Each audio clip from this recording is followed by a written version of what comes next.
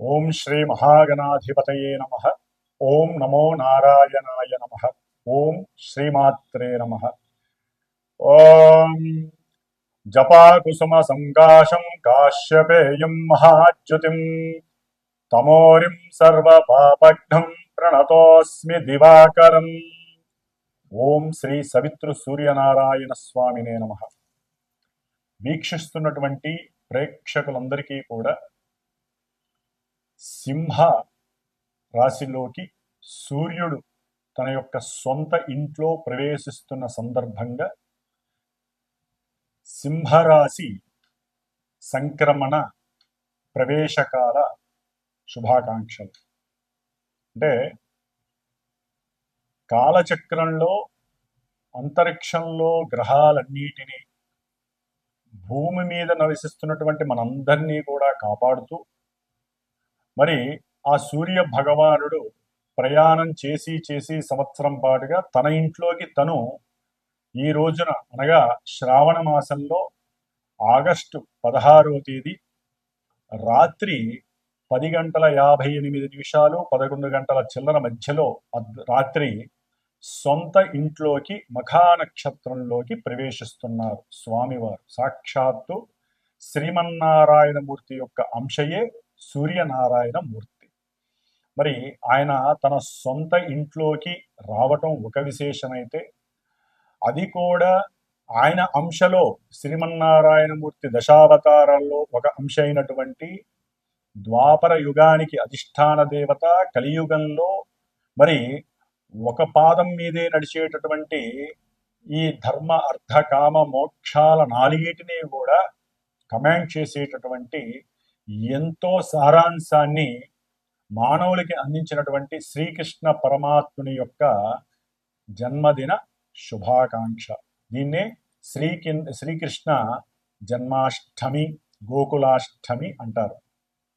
కాబట్టి ఈ రోజున స్వామివారు శ్రావణ మాసంలో ప్రవేశించటం, సాక్షాత్తు శ్రీకృష్ణ జన్మాష్టమి భగవద్గీత సారాంశాన్ని మనందరికీ ధారపోసినటువంటి వినిపించి మానవుడు ఈ కలియుగంలో ఏ విధంగా ఉంటే తన యొక్క మనుగడ చక్కగా ఉంటుంది, మోక్ష మార్గాన్ని ఛేదిస్తాడు, మోక్ష మార్గాన్ని అందుకుంటాడు అనేటటువంటి విషయాన్ని భగవద్గీతలో చక్కగా ఆయన లిఖించి మనకు అందజేశాడు.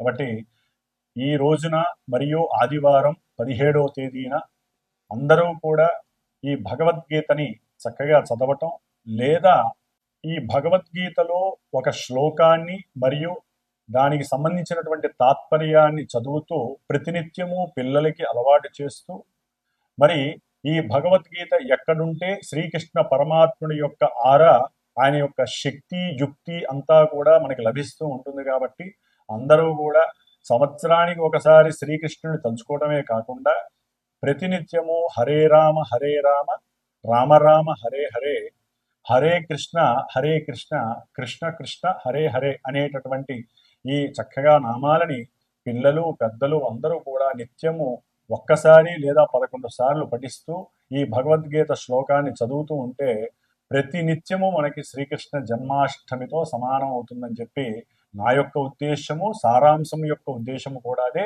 మన యొక్క పూర్వీకులు అదే చెప్పి ఉన్నారు. కాబట్టి మంచి చెడులన్నీ కూడా ఈ యొక్క మన శ్రీకృష్ణుడు వారి యొక్క భగవద్గీతలోనే ఉంటాయి. కాబట్టి అందరూ కూడా శ్రీకృష్ణ జన్మాష్టమిని చక్కగా విశేషంగా జరుపుకోండి. అట్లాగే మనకి శ్రావణ మాసంలో అత్యంత విశేషంగా రాబోతున్నది శ్రావణ బహుళ శని అమావాస్య మరియు మఖా నక్షత్రంలో మనకి ఈ ఆగస్టు 23వ తేదీన చక్కగా ఆ రవి మరియు చంద్రుడు మఖా నక్షత్రానికి అధిపతి అయినటువంటి కేతువు కలిసి చక్కగా ఆ యొక్క సింహరాశిలో ఉంటారు.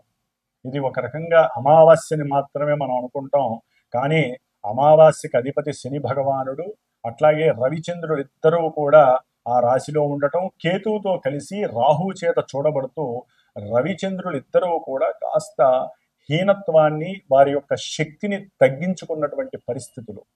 రవి సింహరాశిలోకి రావటం, ఆయన అక్కడ ఉండటం వలన కాస్త ఆయనకి శక్తి ఉన్నప్పటికీ కూడా పాపగ్రహమైనటువంటి రాహువుతో పాపగ్రహమైనటువంటి కేతువుతో బంధింపబడి ఉండటం అనేటటువంటిది కొంత ఆలోచించదగినటువంటి విషయం. కాబట్టి ఈ నెల రోజులు కూడా సూర్యుడికి బలాన్ని ఇవ్వటం కోసం అందరూ ఆదిత్య హృదయాన్ని చదవండి. ఓం నమో నారాయణాయ లేదా ఓం సవితృ సూర్యనారాయణాయ నమః అనుకుంటూ సూర్య భగవానుడి యొక్క నామాలని స్తోత్రాన్ని చదువుతూ ఆయనకి మనం గనక ఈ నామపరంగా శ్లోకపరంగా మంత్రాల పరంగా గనక బలాన్ని ఇచ్చినట్లయితే రాహుకేతువుల వలన కలిగేటటువంటి రవికి ఉన్నటువంటి కారకత్వాలు కొన్ని ఉంటాయి. అధికారము, అట్లాగే అధికారము, దర్పము, గర్వము, కమాండింగ్ నేచరు, అడ్మినిస్ట్రేషను, ముఖ్యంగా రాజకీయ నాయకులకి అరిష్టాలు కలగటానికి అవకాశాలు మెండుగా ఉన్నాయి. ఈ నెల రోజులు కొంచెం జాగ్రత్తగా ఉండాలి రాజకీయ నాయకులు. ఎన్నో ఇబ్బందులు, ఎన్నో షేర్స్ స్టాక్ మార్కెట్లో కూడా ఎన్నో ఇబ్బందులు కలగడానికి అవకాశాలు ఉంటాయి. లలిత కళలకు సంబంధించినటువంటి చిత్ర పరిశ్రమ కావచ్చు, లేకపోతే యుద్ధ రంగానికి సంబంధించినటువంటి అణ్వాయుధాలకు సంబంధించినటువంటి నిర్ణయాలు కావచ్చు, రాజకీయ నాయకులు అట్లాగే మేధో సంపన్నులు అయినటువంటి వారు ఎంతో మంది సూర్య భగవానుడి యొక్క అంశంలో ఉంటారు. కాబట్టి ఆ యొక్క శక్తిని రాహుకేతువులు తమాయించి తగ్గిస్తున్నారు. కాబట్టి సూర్యనారాయణని ఎక్కువ ఆరాధించండి. అట్లాగే మనకి ఈ శ్రావణ మాసం అయిపోగానే భాద్రపద మాసంలో ముఖ్యంగా మనకు వస్తున్నటువంటిది సెప్టెంబర్ 7వ తారీఖు, ఆగస్టు 27వ తేదీన వినాయక చవితి. ఈ వినాయక చవితి 10 రోజులు కూడా అందరూ విశేషంగా గణపతిని ఆరాధించుకోండి. దాని ద్వారా కూడా కేతువు యొక్క ఉపశమనం కలుగుతుంది. గణపతి యొక్క అనుగ్రహంతో విద్యార్థులకి ఉన్నతమైనటువంటి విద్య చక్కగా ఆర్జిస్తారు. అట్లాగే మనకి మళ్ళా అన్నిటికన్నా ముఖ్యమైనటువంటిది మనకి సంవత్సరంలో ఒకసారైనా 2 సార్లైనా ఏదో ఒక గ్రహణాలు పట్టి పీడిస్తూ ఉంటాయి. ఇది ముఖ్యంగా సెప్టెంబర్ 7వ తేదీన మనకి ఆదివారం రోజున శతభిష నక్షత్రంలో చివరిలో ప్రారంభమై, అంటే పూర్వాభాద్ర నక్షత్రంలో చంద్రుడు ఉన్నప్పుడు ఆల్రెడీ పూర్వాభాద్ర నక్షత్రంలో ఉన్నటువంటి రాహువు అక్కడ కుంభరాశిలో ఉండి, చంద్రరాహువులు ఇద్దరు కుంభరాశిలో పూర్వాభాద్ర నక్షత్రము ధనకారకుడు, పుత్రకారకుడు, కుటుంబకారకుడు అయినటువంటి గురుడు యొక్క నక్షత్రంలో ఇరువురు కూడా కలిసి ఉండి చంద్రుడికి ఇక్కడ గ్రహణం పడుతోంది. సంపూర్ణ చంద్రగ్రహణము. ఇది అర్ధరాత్రి ఆ రోజున రాత్రి దాదాపుగా 9:55 ప్రారంభమై 1:26 అంతమవుతోంది. దాదాపుగా 3:31 అటు ఇటుగా ఈ మొత్తం కూడా సంపూర్ణ చంద్రగ్రహణం మనకి సంప్రాప్తిస్తోంది భారతదేశంలో. కాబట్టి కొంతమంది మళ్ళా వీడియో చేసినప్పుడు దాని యొక్క విశిష్టత మనం అందరం తెలుసుకుందాం. ఏ రాశుల వారికి ఎలా ఉంటుందో మనం తెలుసుకుందాం. ముఖ్యంగా ఇప్పుడు వచ్చేటటువంటి శ్రావణ బహుళ అమావాస్యకి శనిగ్రహ పాశుపత రుద్రహోమాన్ని మనకి ఈ శ్రీమాతా జ్యోతిషాలయ పీఠంలో చక్కగా నాచే నిర్వహించబడుతోంది. కాబట్టి ఎవరైనా సరే ఏలినాటి అష్టమ, అర్ధాష్టమ, కంటక, వేధ, శనిగ్రహ దోషాలు, శని మహర్దశ అంతర్దశలు, కార్యాలు ఆలస్యమవటం, వివాహ ప్రతిబంధకాలు, సంతాన ఆలస్యాలు, అట్లాగే లేనిపోని మాటలు పడటం, అవమానింపబడటం, అనుమానాలు, ఇట్లా అన్ని విధాలా కూడా శని కూడా వక్రించి ఉన్నాడు. కాబట్టి సాధ్యమైనంత వరకు అమావాస్య రోజు పుట్టిన వాళ్ళు కావచ్చు, ఆశ్లేష, మఖ, కొన్ని సర్ప నక్షత్రాలు ఉన్నాయి, అశ్విని, మూల ఇలాంటి నక్షత్రాల వాళ్ళు కూడా ఈ యొక్క హోమానికి మీ ప్రయత్నపూర్వకంగా మీరు మనస్ఫూర్తిగా సహకరించదలుచుకుంటే, మీ యొక్క యోగక్షేమాల కోసం మీరు గనక చేయించదలుచుకుంటే ప్రత్యక్షంగా వచ్చైనా చేసుకోవచ్చు, లేదా మీరు ఫోన్ చేసైనా సరే నాతో సంప్రదించి ఆ యొక్క యజ్ఞానికి మీరు కూడా మీ వంతుగా మీరు సహకరిస్తూ ఆ వచ్చే ఫలితాన్ని మనందరం కూడా చక్కగా పంచుకునేటటువంటి అవకాశం మనకి ఆ రోజున శ్రావణ బహుళ శని అమావాస్య మనకి అందజేయబోతోంది. ఆ రోజున విశేషమైనటువంటి లక్ష్మీప్రదమైనటువంటి యోగం కూడా కలుగుతుంది. కాబట్టి చివరిలో శ్రీ సూక్త సహితముగా లక్ష్మీనామాలతో ఆ అమ్మవారికి కూడా హోమం చేయబడుతోంది. కాబట్టి ఎవరైనా సరే ఈ యొక్క హోమంలో చక్కగా మీ యొక్క గోత్రనామాలు ఇచ్చి పాల్గొనవచ్చు. ఇప్పుడు మనము మేషాది మీనరాశి పర్యంతం 12 రాశుల వారికి సూర్య భగవానుడు సింహరాశిలోకి ఆగస్టు 16వ తేదీ నుండి దాదాపుగా సెప్టెంబర్ 15వ తేదీ వరకు ఈ నెల రోజులు కూడా ఆయనతో పాటుగా శుక్రుడు కూడా ఈ నెల ఆగస్టు 20వ తేదీన ఇప్పటి వరకు మిథున రాశిలో గురుడితో కలిసి ఉండి కర్కాటక రాశిలోకి ప్రవేశించబోతున్నాడు. జలకారకుడు జలరాశిలోకి వస్తున్నాడు. అట్లాగే బుధ మహానుభావుడు మనకి ఆగస్టు 30వ తేదీ నుండి దాదాపుగా కర్కాటక రాశిలో ఉన్నటువంటి బుధుడు 30వ తారీఖు నుంచి సింహరాశిలో రవితో బుధుడు కేతువు ముగ్గురు కలిసి ఉన్నటువంటి గ్రహ సమ్మేళనం కలుగుతోంది. అట్లాగే మనకి సెప్టెంబర్ 13వ తారీఖున చివరిలో ఈ నెల వచ్చే నెల చివరిలో కుజుడు కన్యా రాశిలోంచి తులారాశిలోకి మారుతున్నారు. ముఖ్యంగా ఇప్పుడు మాత్రము బుధ శుక్రులు కూడా మారుతున్నారు కాబట్టి ఈ యొక్క గ్రహ మిశ్రమం సమ్మేళనం అట్లాగే రవిగ్రహ మార్పు మిగతా రాశుల వారికి ఏ విధంగా ఉంటుందో తెలుసుకునే ప్రయత్నం చేద్దాం. ఓం సం సూర్యనారాయణ స్వామినే నమో నమః. కన్యారాశి కన్యారాశి వారికి మొన్నటి వరకు కూడా లాభంలో ఉన్నటువంటి రవి వలన ఎన్నో రకాలైనటువంటి కార్యసాధనలో లాభాలు మంచి అవకాశాలు కలిగినాయి. కాస్త తృప్తికరమైనటువంటి జీవితాన్ని అనుభవించారనే చెప్పుకోవాలి. అయితే ఇప్పుడు కన్యారాశిలో కుజుడు ఉండటమే దోషప్రదం. బంధువులతో ఏదో రకమైనటువంటి సమస్యలు, వాగ్వాదాలు, అభిప్రాయ భేదాలు, అన్నదమ్ములతో కూడా ఆకస్మికంగా ధనపరమైనటువంటి ఇష్యూస్, అంతర్గత సమస్యలు, కోర్టు సమస్యలు, ఇట్లా ఎన్నో రకాలైన సమస్యల వలన వీళ్ళకి తెలియని భయంతో కూడా కాస్త విరోచనాలు కలగటం, తెలియని భయము ఎక్కువ అవ్వటం, అస్త్రశస్త్రాలకు సంబంధించి కొన్ని గాయాలు అవ్వటం, లేకపోతే వీరికి వీరే ఆ ప్రయోగాలు చేసుకోవటం. అంటే కొంతమందిని చూస్తూ ఉంటాం, అవసరం లేని పనికి మాలిన పనులన్నీ చేసుకుంటారు. దానివల్ల ఉపయోగం ఏం లేదు. శరీరం మీది, కత్తి మీది ఉపయోగించేది మీరు, నష్టపోయేది మీరే. గ్రహాలు అలా పనిచేస్తాయి. కొంచెం జాగ్రత్త వహించండి. ఎందుకు అంత టెన్షన్ ఎందుకు పడటం? మన జన్మ కన్యారాశిలో కుజుడున్నాడు. ఆయన మహాపాపి. వీరికి ఏం చేస్తాడు ఆయన? లేనిపోని వాహన ప్రమాదాలు, కత్తులు, బ్లేడ్లు, కత్తెరలు, మనకి తెలుసు తెలియకో గబాలన ఏదైనా కోస్తూ ఉంటాం, ధన్మని కోసుకుంటాం చెయ్యి. కాబట్టి కొంచెం జాగ్రత్త వహించండి. మనసులో ఎప్పుడూ కూడా హనుమంతుల వారి ధ్యానం చాలా మంచిది. ముఖ్యంగా భార్యాభర్తల మధ్య అనుకోని విధంగా, అవసరం లేని విధంగా, అది బంధువుల ప్రమేయం కావచ్చు, లేకపోతే సంతానం వల్ల కోపంతో కావచ్చు, లేకపోతే ఇరుగు పొరుగు వాళ్ళతో కావచ్చు, ఉద్యోగపరమైనటువంటి ఒత్తిడులు, వ్యాపారపరమైనటువంటి భాగస్వామ్య విభేదాల వల్ల కావచ్చు. భార్యాభర్తలు ఇప్పుడు మగవాళ్లే కాదు, ఉద్యోగాలు, వ్యాపారాలు ఆడవాళ్ళు కూడా చేస్తున్నారు. కాబట్టి ఎవరైనా సరే కుటుంబంలో ఈ విధమైనటువంటి ప్రక్రియల వలన ఆరోగ్యము చెడుతుంది.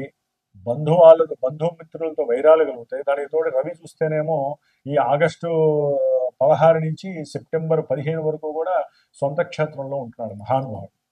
తన సొంత ఇంట్లో ఉంటాడు. అట్లాగే నెలాఖరికి బుధుడు వస్తాడు. ఇప్పటి వరకు బుధుడు బాగానే ఉంటాడు. చక్కగా కీర్తి వస్తుంది. వారికి ఉన్నటువంటి తెలివితేటలు, వ్యాపారంలో చక్కల లాభాలు వస్తాయి. ఏదైనా రియల్ ఎస్టేట్ వ్యాపారాలు అయితే కనుక, లేకపోతే రియల్ ఎస్టేట్కి సంబంధించి కొన్ని కాంట్రాక్ట్లు ఉంటాయి, లేకపోతే రియల్ ఎస్టేట్కి సంబంధించిన వాళ్ళు లేకపోతే రైల్వేలో కానీ, తంతి తపాలా, వీళ్ళకి సంబంధించిన ఏజెంట్స్ ఉంటారు కొంతమంది.